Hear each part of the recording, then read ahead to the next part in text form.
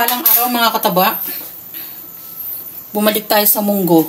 Sabi ko nga iba-ibang ano lang style at ang pinampapares ko. Napakulo ko na yan kanina. Tapos yung mga ingredients natin, bawang, sibuyas, kamatis. Ito pataas ng pataas. Tapos meron tayong pork na pangsahog. Ang gulay natin, siling green. Meron tong malunggay, hindi ko pa lang nahimay. Yung ating kuros, nakatingin sa malayo. Oh, ang tawag nila hibi. Ito ang pamares ko dyan mga kataba. Oh. Tinapa. Yan. Carla! Hihingan ba to? Ano lumaban? Hindi ako lalaban. Yan.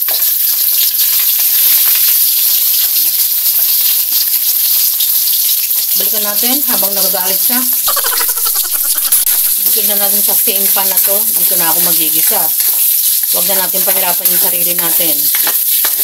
At maghugas na maghugas. Dahil malinis naman to. Lagay na natin. Yung pagsasabayin ko na. Bawang, sibuyas, kamatis.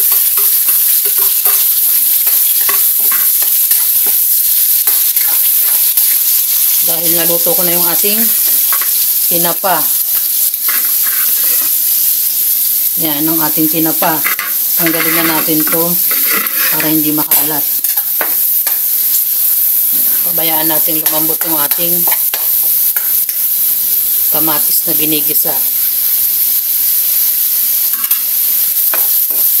Nadurog ko na yung ating kamatis.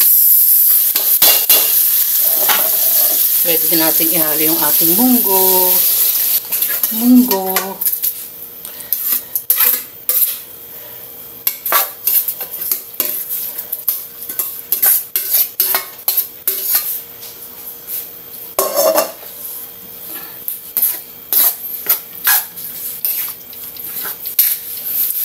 Kuha lang tayo ng ating tong dahil tabingi. Ayan. Ayusin natin.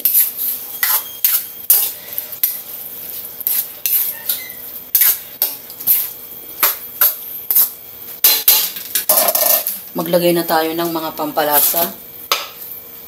Asin ang ilalagay ko. Dahil hindi ako maglalagay ng alamang. Kasi meron tayong kuros. Maglagay na tayo ng konting Ajinomoto.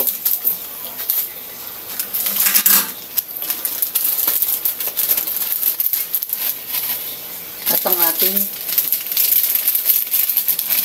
kuros. Haluin natin.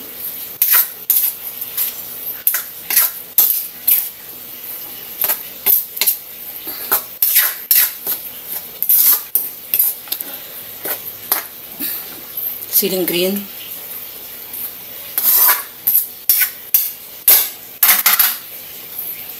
Malunggay.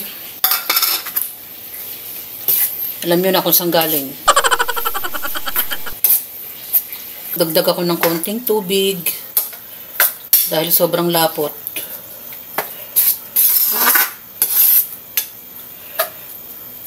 Pabayaan lang natin kumulo pa. Halos paluto na to. Hindi malapot, hindi rin naman malabnaw. Mga ganyan lang mga kataba. Pwede na nating tikman, bistahan.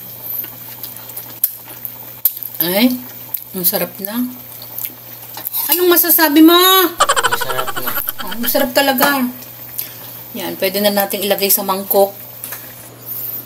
Lagi kong sinasabi, wala namang araw ang pagluluto ng munggo. Basta't nag-crave tayo sa munggo, kung meron naman tayong ingredients yan. Nagluto si Mama Taba ng munggo. At iba-ibang klase lang naman yung style natin sa pagluluto. Hindi ako naglagay ng alamang dahil naglagay naman ako ng kuros o yung maliliit na hipon, konting pork at malunggay. At yun ang ating pamares. Tinapa. Magka-match na yan mga kataba ang ating munggo at tinapa. Napakasarap kumain ng mga ganyang pagkain. Tunay na Pilipino food yan mga kataba. enjoy, kumain, at maging masaya. Salamat sa panonood! At bye! Ingat mga katabang!